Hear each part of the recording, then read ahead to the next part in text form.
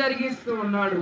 క్రియలతో పాటుగా ఏం కలిగి ఉన్నాడు అంటే ఇదిగో ప్రార్థన చేయువాడు.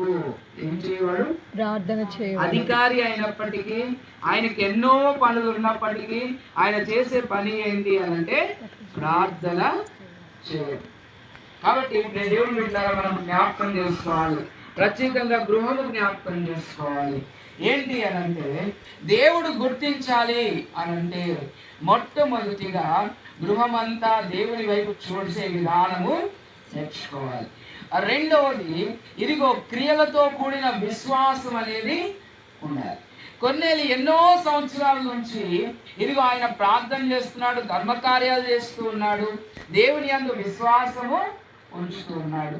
ఒకానొక దినము వచ్చింది 3వ వచనంలో, పగలు ఇంచుమించు 3 గంటల వేళ దేవుని దూత అతని యొద్దకు వచ్చి కొర్నేలి అని పిలుచుట దర్శనమందు తేటగా అతనికి కనపడెను.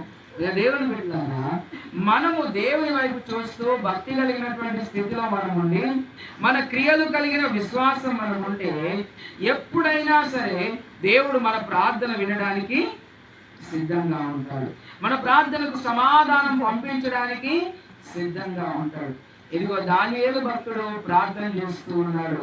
ఎలా అని ప్రార్థన చేస్తున్నాడు అంటే, అయ్యా ఇంకెన్ని రోజులు నేను ఇక్కడ ఇబ్బంది పడాలి, ఎన్ని రోజులు ఈ పరిస్థితిని అనుభవించాలి అనే ఆలోచన చేస్తూ ఉంటే దేవుని దూత చాలా రోజుల ప్రార్థనల తరువాత ఆయన దగ్గరికి వచ్చి అంటుంది, నీ ప్రార్థనకు దేవుడు ఎప్పుడో జవాబు ఇచ్చాడు, కానీ కొన్ని పరిస్థితులను బట్టి లేట్ అయింది, త్వరగా రాలేకపోయాను.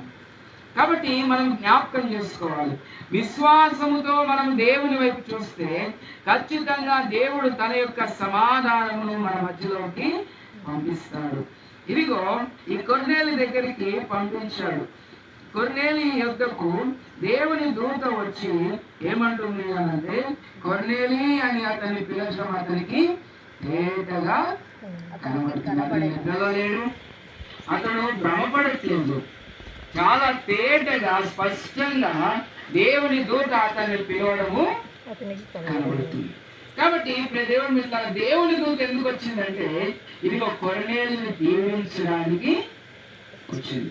కొర్నేలిని, అతని కుటుంబంలో అతనికి కలిగినటువంటి పని వారిని ప్రతి ఒక్కరిని తన చుట్టూ ఉన్న స్నేహితుల్ని దీవించడానికి వచ్చింది. దేవుని దూత ఏం వార్తను తీసుకొని వచ్చింది అని అంటే ఇదిగో 4వ వచనం, అతడు దూత వైపు తేరి చూచి భయపడి ప్రభువా ఏమని అడిగాను.